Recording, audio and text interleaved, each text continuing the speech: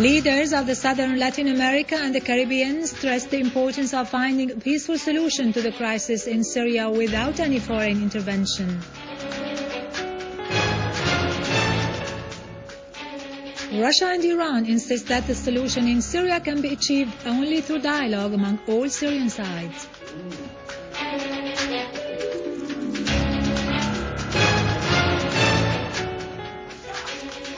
Clashes in Egypt continue as 52 people were injured during the last 24 hours.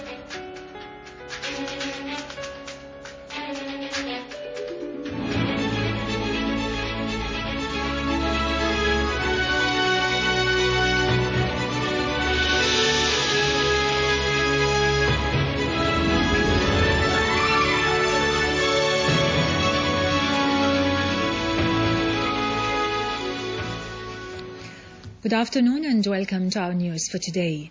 Leaders of the CELAC group, which comprises Southern American and Caribbean states, have affirmed the need to find a peaceful solution to the crisis in Syria without foreign intervention in its affairs. At the conclusion of their first summit meeting with EU member states in Santiago, the capital of Chile, the leaders and prime ministers of the 60 states taking part in the summit expressed their deep concern over the situation in Syria. They particularly referred to the humanitarian situation resulting from the big number of Syrians who have been displaced, calling for ending violence and starting a comprehensive political process led by the Syrians themselves to be strongly supported by the world community.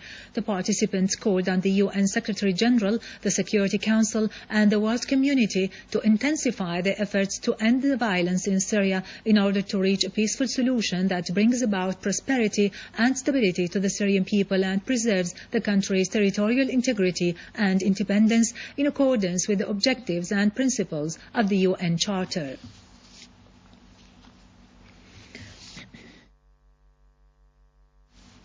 Russian Foreign Minister Sergei Lavrov has affirmed that the Geneva document needs no clarification or explanation, as it clearly and simply stipulates that all sides must stop the violence and name their negotiators so that the structure of the Temporary Leadership Commission would be formed and its tasks defined.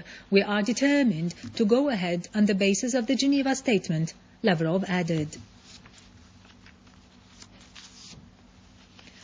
Iranian Foreign Minister Ali Akbar Salehi has reiterated his country's stand that there is no solution to the crisis in Syria except through dialogue among all the Syrian parties.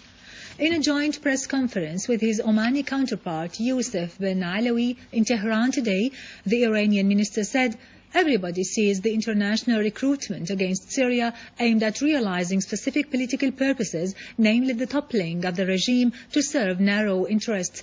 However, other places like Bahrain and other states which face the same circumstances are not a center of attention.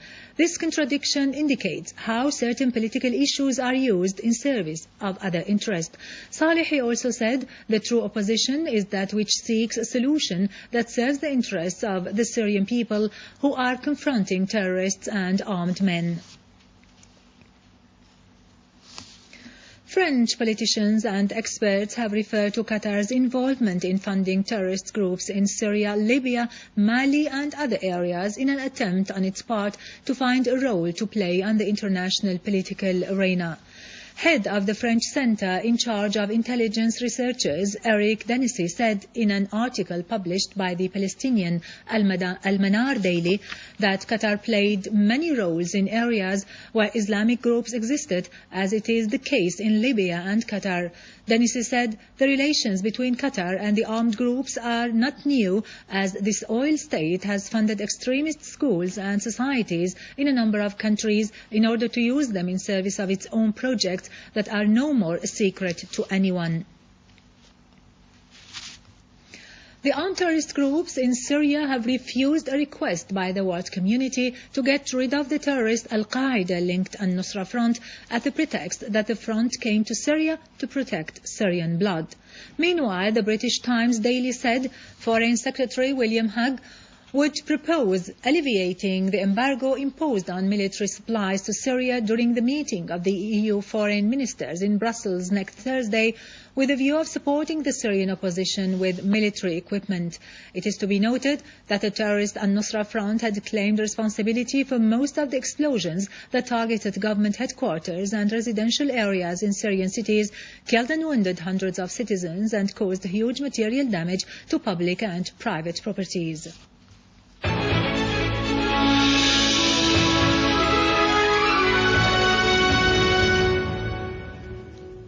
Units of the armed forces targeted terrorist gatherings in Busr al-Harir town in Daraa countryside and destroyed their weapons and ammunition.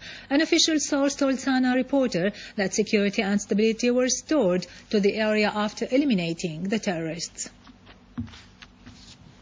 In Idlib, an army unit intercepted an armed terrorist group at the eastern entrance of the city in Al-Arba'in mountain, killing a number of them and destroying their vehicles.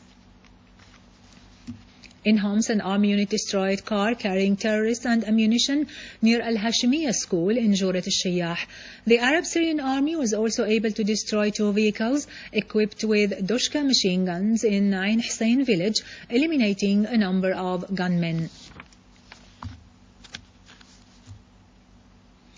In Al-Hasaka, our borders troops repelled, killed and wounded terrorists who had attacked Barricade 47 in Ash-Shaddada area in the governorate's suburbs. Moreover, armed men took control of the main warehouse of Al-Hasaka Electricity Company and stole the parts of 9 transformers, damaging them completely. In cooperation with the inhabitants, an army unit has seized Israeli-made foodstuffs in Al-Jamiliya neighborhood in Aleppo coming from Turkey.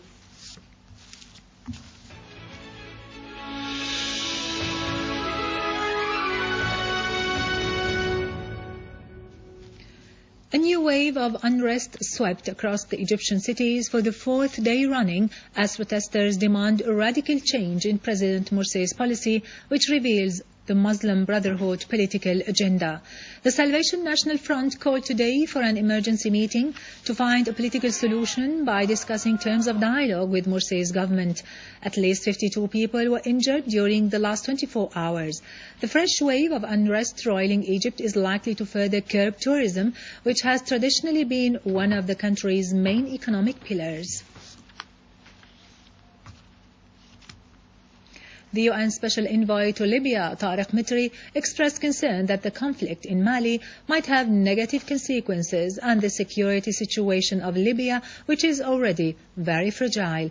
He pointed out in a word he delivered before the UN Security Council that security in eastern Libya represents a very dangerous challenge to the government, pointing out that Libyan high-ranking officials have already expressed deep concern over the absence of security in eastern Libya and impact of conflict in Mali on the political scene in Libya due to historical and tribal factors.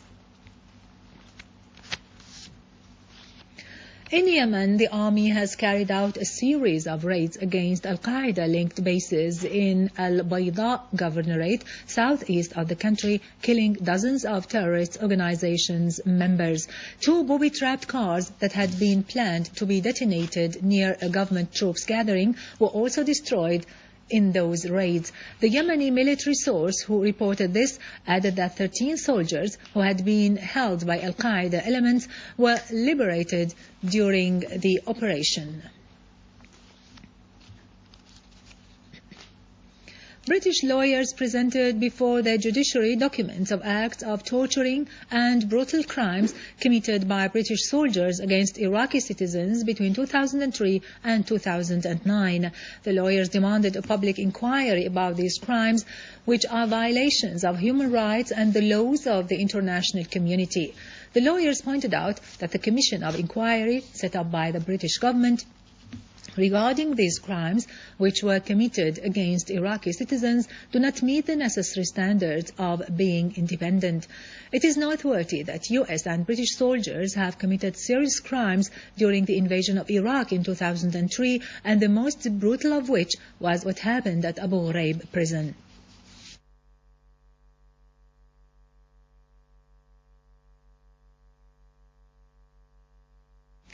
Russia halted working with the agreements signed with the US on cooperation in the field of security and the control of drug trafficking. The press office of the Russian government said that the decision signed by Prime Minister Dmitry Medvedev came on the recommendation of the Ministry of Foreign Affairs because the agreement, which was signed in 2002, has become out of date. With this, to end our news for today. Thank you for watching. For more news about Syria and the region and to view this bulletin again, you can always visit our website in English, syriaonline.sy. Now to latest business and market news with Khalid Taqabani after a short break.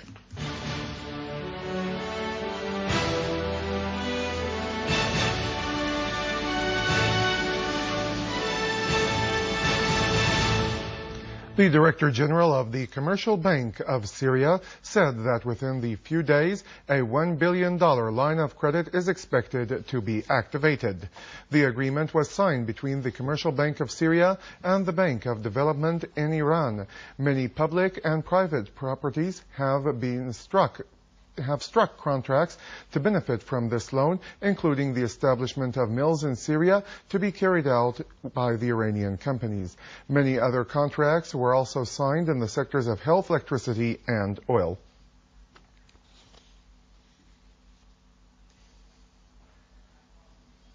The Ministry of Agriculture and Agrarian Reform asserted that it has started a program for setting up the agrarian system in 100 villages. The program is part of the Rural Development Program in the northern eastern area.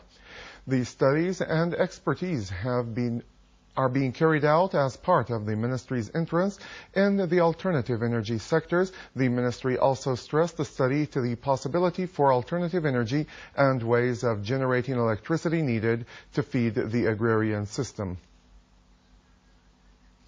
The Brent crude prices have settled above $114 per barrel today, near the highest level in 3 months, which was registered in the previous season amid the optimism over the U.S. economy after the data showed that the recovery is picking up strength in the world's largest oil consumer.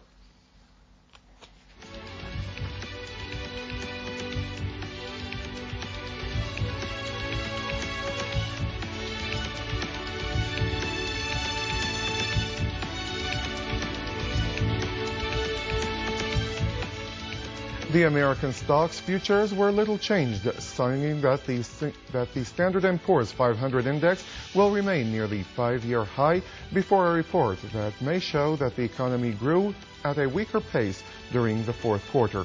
The European stocks have also dropped from a 23-month high as some of the companies plunged, and the investors awaited a report that may show that the U.S. economy has expanded.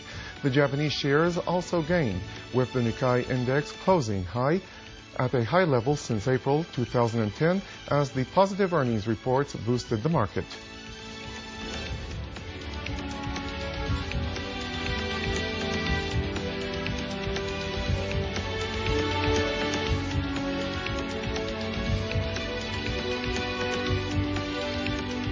Gold was little changed near its highest level this week. The platinum has headed for its best monthly gain in a year as the investors awaited the spectrum that might show that the Fiscal Reserve will continue with its stimulus programs.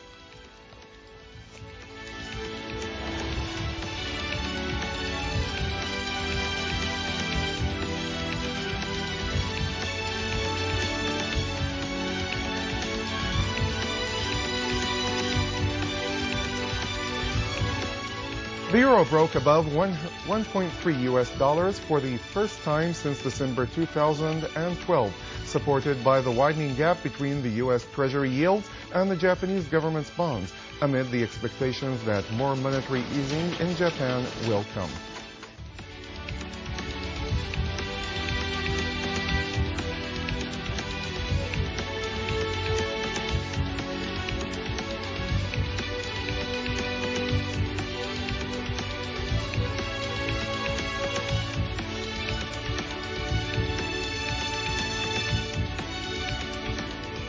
With this, ladies and gentlemen, we have reached the end of our news bulletin for today. Thank you for joining us.